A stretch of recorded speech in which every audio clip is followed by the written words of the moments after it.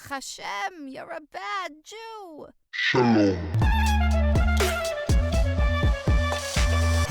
You're listening to Bad Jew, and with me today is Orly Star. Bad Jews, welcome Orly Star. Orly, how are you doing today? I'm pretty good. How are you? I'm doing spectacular. Thank you so much. And I wanted to say as well, this question, this particular blunt question was asked in the no judgment zone of the Bad Jew WhatsApp community. If you are interested in the Bad Jew WhatsApp community, be sure to go to the link tree, fill out that form, and submit it, because we will accept you into that WhatsApp community where you can then learn and engage with other listeners and ask these questions, so that way we can turn those questions into episodes later on.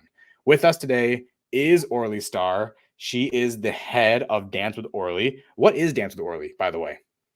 Dance with Orly is an all-encompassing Israeli folk dance group that welcomes everybody, whether you're Jewish or not, and basically tries to connect people to Judaism and the land of Israel in a way of making them proud to be Jewish through dance.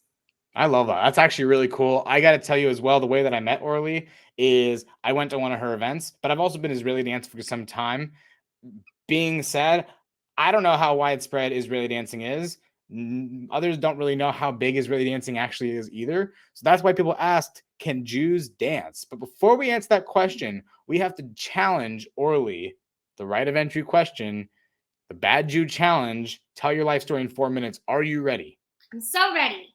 Excellent. Echad, shtayim, shalosh. Go. I was born in Israel. I moved to LA when I was 7 years old. Didn't do Israeli dance before. I did ballet training. When I went to UCLA, I was about 19 years old. Went to a session at the Jewish Community Center in LA with David Dassa. He taught me everything I know. He was my mentor, taught me about community, taught me about kehilah, how to keep our people together and united and connected to our Jewish homeland.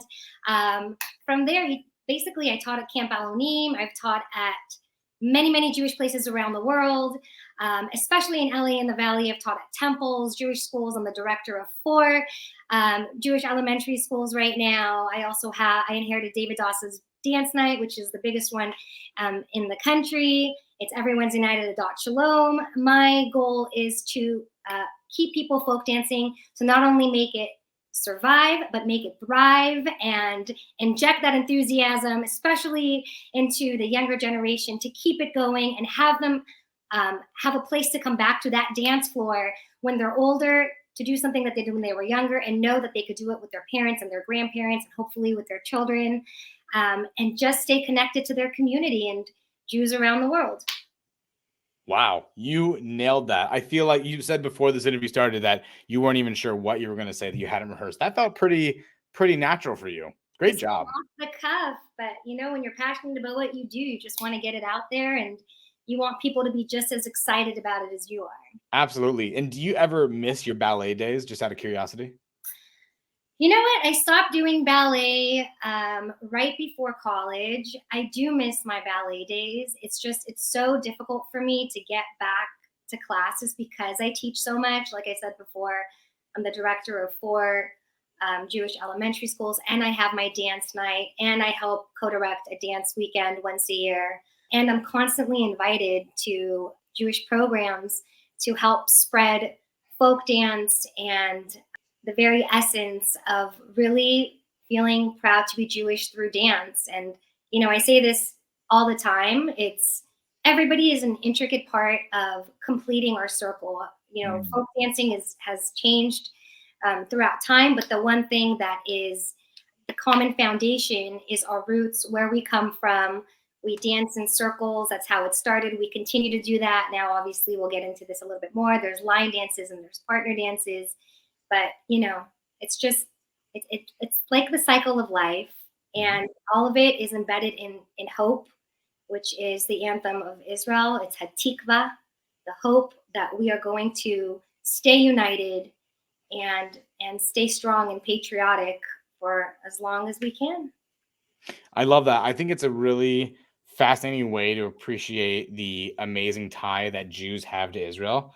But I guess at the end of the day, I don't know, and I'm not sure how many listeners know, if Israeli folk dancing is a thing beyond what they teach at summer camps. I went to Camp Alonim. You mentioned Camp Alonim. I learned it from Erica Goldman and I loved it, but I also didn't know how authentic it was. And then it made me think as well, well, do other Jews in the world even dance beyond, do we actually have our own style? What is the answer to that? It's funny because now Israel, and actually when folk dancing started, it's a melting pot of different cultures, because when we had the immigrants, when we finally got our Jewish homeland, we were so proud and we were so excited, but there were people who came from different countries around the world, and they ate different foods, they wore different clothes, they spoke different languages. And this was a way to revive Hebrew, to make people patriotic, to want to cultivate the land, to want to build the land together. It's the pioneers who really felt like we needed a mechanism to make the people feel as one, and that we have a common goal, and that is to stick together, to support one another, to heal each other, to motivate one another, to stay connected and empower one another to love our homeland and kind of spread that not only within the country of Israel, but in the diaspora. There are people who live around the world right now. And what is our goal? Our goal is not just to have people folk dance because we have a Jewish homeland. It's to connect not only the people who moved there, who came from different backgrounds, but it's to connect the people who are in Israel with all of the Jews around the world. And it's a common thread, it's a common thread. And we add to what was there. So for example, the basic steps of Israeli dance, they were branched out from, first of all, different areas. There was like the cha-cha that came from like Latin America. There was the Yemenite step that came from Yemen. There's the Hasidic movement that was really, they used their hands to pray to God. A lot of that is an integral part. There was like biblical, like there was ballet, biblical dance, all different things. The mind step, and actually Hora, which we think about like Hava Nagila, Den in all of our Jewish celebrations, that came from Romania. Or like Depka is a big part of Israeli folk dancing. Depka means dance in Arabic. So that everything was kind of purposefully contrived from like different areas to make people feel like they are a part of what is being created. And that's why it's called folk dancing. It's of the people. It's like Huda'am, the dancing of the people and the country.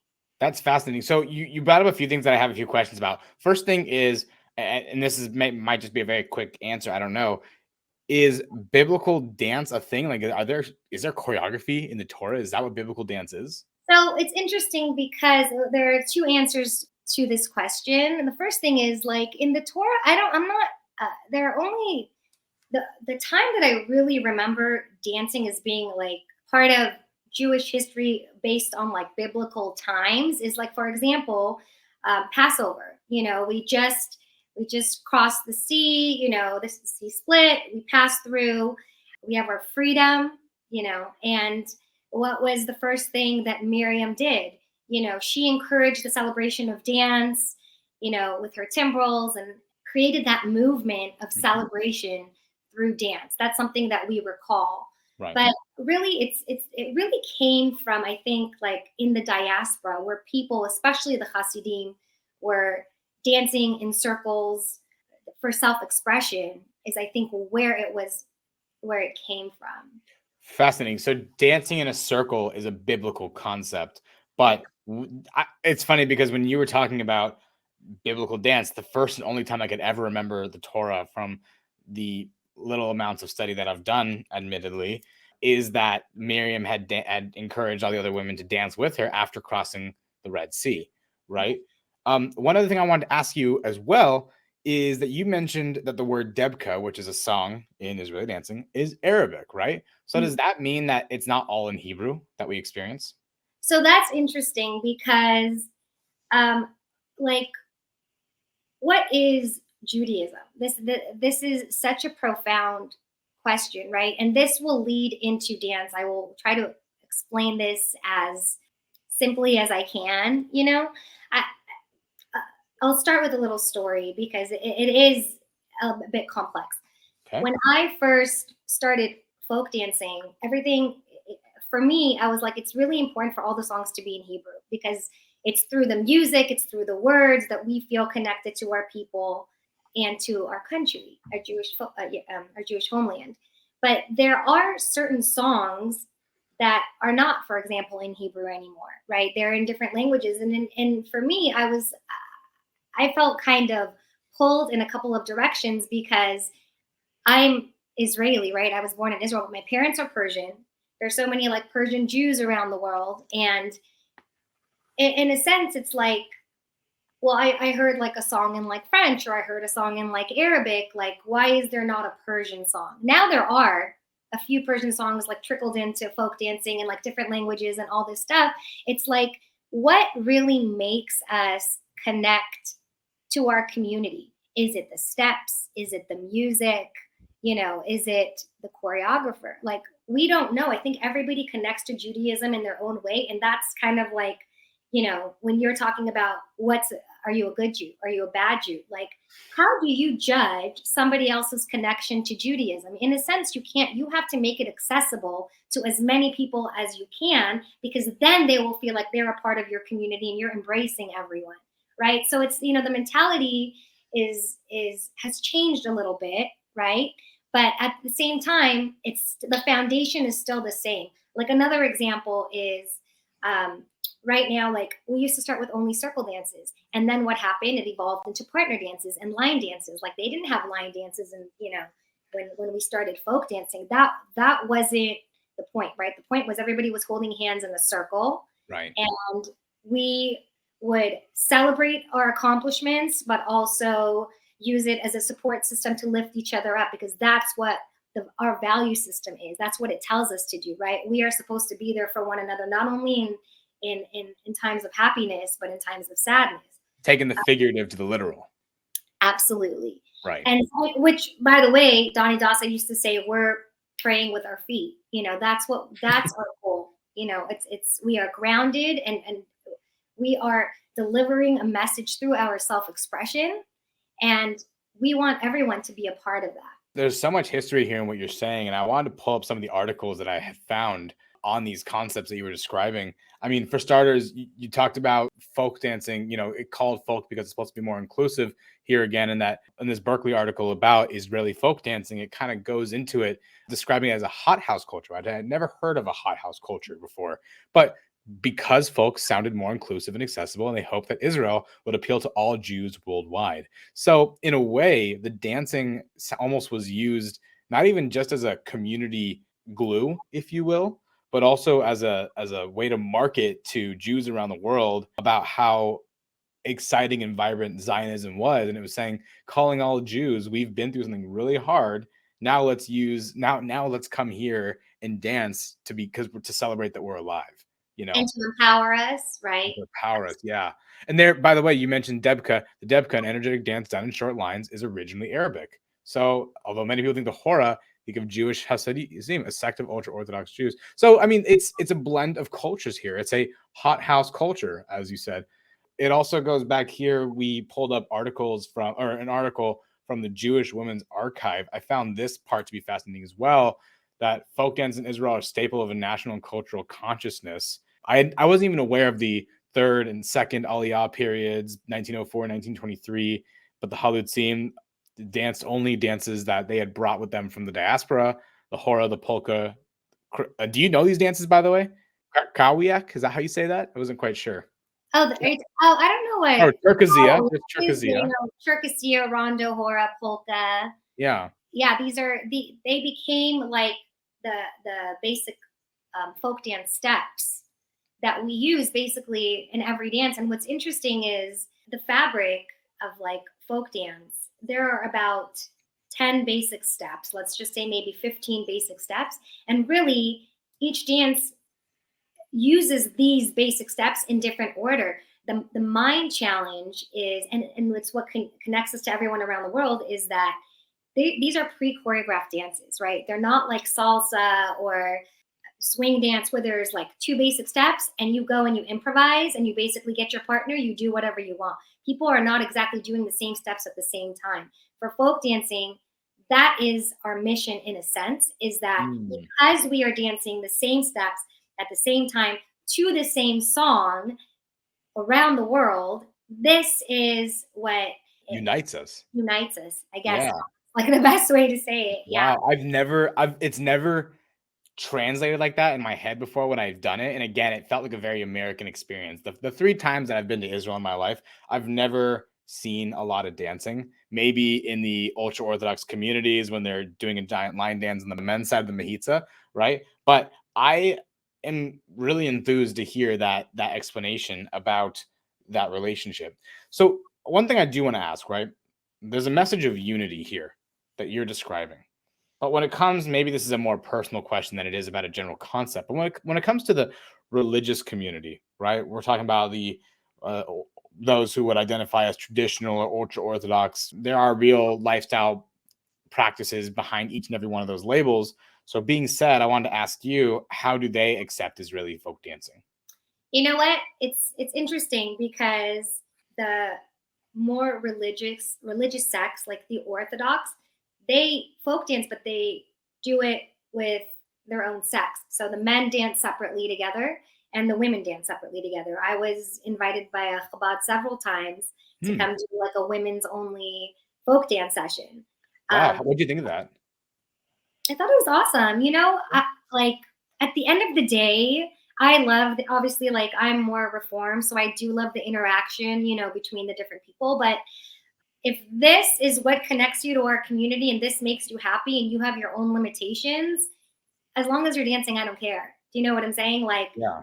that is your decision. And it's just more people who are involved in what we're doing and really, really enjoying it. You have to inject that type of like kinetic energy Right. to maintain it, and also like we were talking about how dance is like a melting pot. And, just like the state of Israel has evolved and it's become westernized, so is folk dancing. Like I said before, besides having like the partner dances and the line dances that are very popular right now, the style of music has also just become more fresh. Like I personally, when I choreograph, when I've done dances that are, also thankfully like choreographed, around the world, I choose songs personally most of the time that is going to interest the younger generation, because the truth of the matter is folk dancing is not cool. Like it's not seen as something that's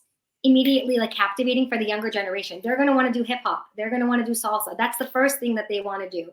And living, especially in the diaspora, when it's so easy for you to be distracted and to go do something else that seems much cooler, especially when it comes to like social media that can influence people's like mindsets and the direction that they're choosing to go. It's actually, honestly, I think it's much easier to not be Jewish than to be Jewish, especially like in America, because there are so many options. But our goal is to make it cool. Our goal is to show that you should do this and you should feel proud to do this. And it's an important part of what we do. And specifically, it's not meant to be religious. It's meant to be cultural and spiritual, which is something that is much more accessible than to do something through scripture, which a lot of time can be done through interpretation, but there is like a religious aspect to it. You know what I'm saying? So we are trying to be open-minded. And so now I use, current Israeli artists. I brought hip hop into folk dancing because I was 19 years old and I was like, how come there's no hip hop? Like there needs to be some kind of gateway that is going to bring the younger generation and the older generation together. You can't just make separate, they used to make separate dances for kids and separate dances for adults. Alonim is a completely different body of education.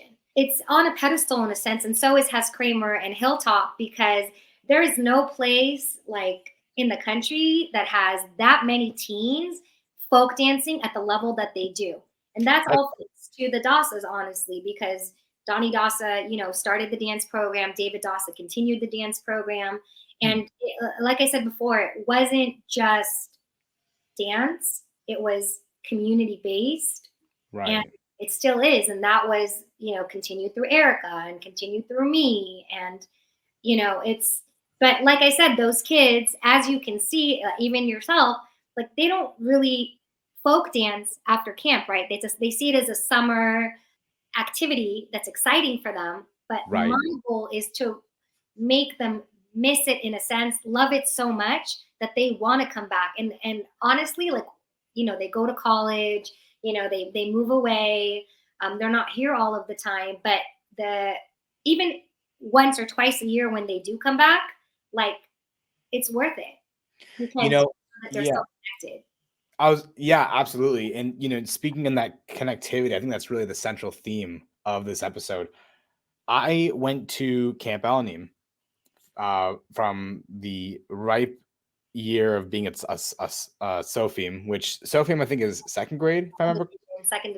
Sophim, I think, is third grade. Third grade. Okay, so still a wee little lad, right? And then I left as a CIT, and as a CIT, you get 3 dances, or at least my division got 3 individual dances, right? Now, fast forward to years later, I hadn't done Israeli dancing between the time I had graduated, or the time I had left summer camp, maybe once or twice when I was at San Francisco State, because we one time went in college to an event. But then shortly after that, a few years later, I eventually came across a couple of friends who happened to leave a Moishe house out here in Los Angeles. For those who don't know what Moishe house is, it's like young adult led programming for Jews, and not necessarily even religious events, but they are subsidized events by programs. It's really, really amazing. It's an incredible resource for my social life and many other young Jewish professional social lives out here in America. But the big thing that I want to say is that when I finally came back when I finally re-entered into the Israeli dance space and started getting into it, I felt like a kid again. I connected with a side of me that I hadn't had the chance to connect with since I was at Camp Alonim, these summers that I cherished so much. And then, of course, when I went back to Israel, there was a part of me that wondered if I would come across maybe people dancing in public. I've heard of such communities before where they might do a meetup and they get together, and I don't see it as often. So it occurred to me that, maybe this is more exclusive in a way and more communal. I don't know. I just had some preconceived notions after the Israel trip about what Israeli dancing might have been, and I think you've squashed some of them. So thank you for that. Absolutely. That's what it is. It's the feeling of nostalgia. Yeah. I think that's what is the essence of like what we're doing, and to want to feel that again. And for me, especially, it's like, why are we doing this? It's to continue it. We say le-dor, va-dor, from generation to generation. This is our mission, is to have, there's a big once a year Thanksgiving marathon that I do. I inherited that also from David Dassa, where it's also it's become the Alonim dance reunion. You literally see kids who I teach in elementary school, like somebody who's in kindergarten, dancing with their grandparent who folk dance either in Israel or continues to folk dance here. I have kids who I teach somebody in kindergarten. I've taught their aunts and uncles from when they were kids, and their grandparent comes to my weekly session. So it really does continue from generation to generation. And I think it's just, no matter how old you are, once you've done it and you come back to it, it gives you that exciting, that very heartwarming experience that you want to continue. And you really should do it more often, Oh, of course I know. And by the way, where you teach Israeli dancing is literally a rock's throw away from where I live in Culver City, out here in West LA. It's like, even if you don't come every week, like once or twice a month, we try to do kind of like a theme party where there's like a Jewish holiday. We like to bring like food and decorations and take like photos with our props, because that's also part of like the whole nostalgia. It's like, why should kids only celebrate these holidays? We got to make sure that adults continue to do it too, because it does bring back that feeling of when they were a kid. And we're still like, we should continue to celebrate, and have fun too, just like, when we're older. Absolutely. And by the way, I just want to say nostalgia is my favorite drug. I also want to say that when I went to your community, Dance with Orly at Adat Shalom, I was blown away by the surprising number of senior citizens that are at the event that could move better than me. Listen, I'm 28 years old. I'll dance circles around you. I'm telling you, right? Literally dancing circles around me. I couldn't believe how energized and how healthy these people were. So I will also say, think of it as Jewish Zumba. Like it's good for you. It's cardio. And it also, I mean, it's clearly keeping these joints activated enough for senior citizens to be able to engage with it. I think that also speaks to the accessibility of folk dancing. That's not to say, however, that Israeli folk dancing is this, very low energy, very tame, very unengaging dance style that's only for senior citizens and little children. It's pretty intense. I mean, you mentioned Orly hip hop, and of course, my mind jumped to the Hafanali, which is one of my favorite dances, and I always feel like I'm in a rapper music video when that song comes on. So, I'm ready to go every time I hear Hafanali. That's my jam. Let's do it. So. Yeah, you know what's funny is like, besides like, the health aspect and the mental challenge and mental discipline of folk dancing, because like I said before, you got to try to remember these dances, and it's only through repetition that you can, because there's thousands and thousands of dances and new ones made, constantly. It is that craving for like what was done then and what's new to come. When I made Hafinali, that was my purpose. Like, and Hafinali is a line dance. It's to a song by Subliminal.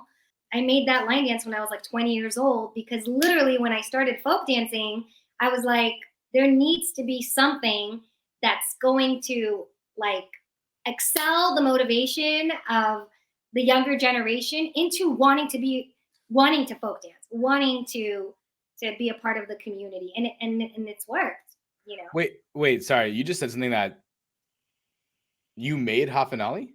You didn't know that? You didn't know? Yeah. You're the original choreographer to one of my favorite dances? Yeah. I made Hafinali, I made Two Team, I made Suddenly. I've made a bunch of Wait. List the names of the songs that you've done right now. I didn't realize I was speaking to. Oh my God. Okay, go. What are the names? I'm just thinking the ones that I listed are ones that were in the time that. Yeah. Hafinali. You said Two Team. I know Two Team, which means strawberries in Hebrew. What else? Do you know Torah? How does that one go again? Ani Torah, mefutzatz berine. Oh yeah, Torah. Yeah. Same artist, Subliminal. And then, do you know Suddenly? Yeah.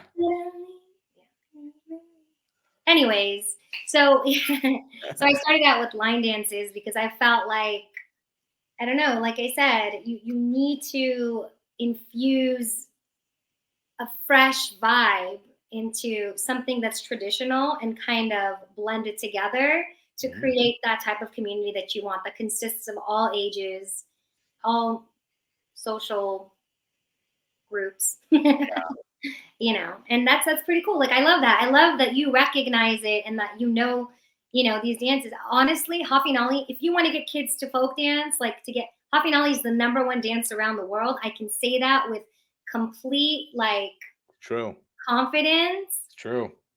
That is going to change the mindset of what folk dancing is, because a lot of people think it's just for old people and it's just something that was started a long time ago. But what they don't understand is, like I said before, it's evolved and it's something fresh and it's something cool. And there's nothing cooler. As you get older, you will see that there's nothing cooler than mixing something old with something new, something vintage and something super fresh and like up and coming. Like, the blend of that is absolute success. And that's what we strive for. I couldn't agree more, and I love the lasting message. Before we wrap up this episode, I did have one video clip I wanted to share. You mentioned the word vintage, and I just have to show this really cute clip that I think is just kind of adorable, but also very endearing and very telling of what Israeli folk dancing looks like and is. Like, that's where we started. Phenomenal.